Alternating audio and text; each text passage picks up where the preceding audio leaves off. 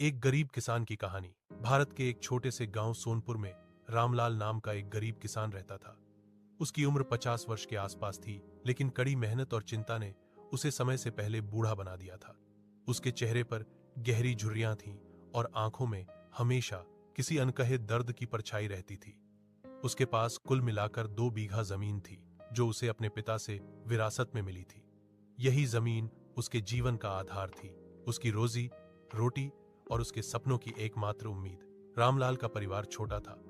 पत्नी सीता, बेटा मोहन और बेटी गुड़िया।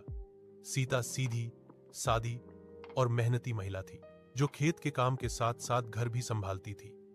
मोहन पढ़ाई में अच्छा था और आगे चलकर अध्यापक बनना चाहता था, जबकि गुड़िया अभी छोटी थी और मां के साथ घर के कामों में हाथ बौंटाती थी। हर दिन रामलाल सूरज उगने से पहले उठ जाता।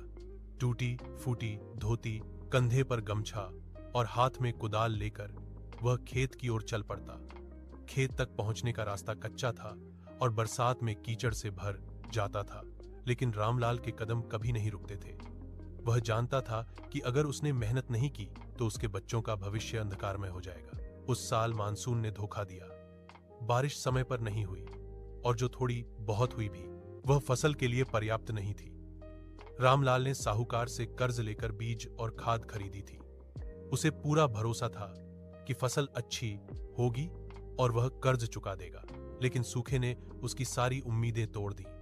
खेत में खड़ी फसल पीली पड़ने लगी और धीरे धीरे सूख गई। जब फसल बर्बाद हुई तो रामलाल की दुनिया जैसे उजड़ गई। साहूकार रोज दरवाजे पर आकर पैसे मांगता और तरह तरह की धमकियां देता।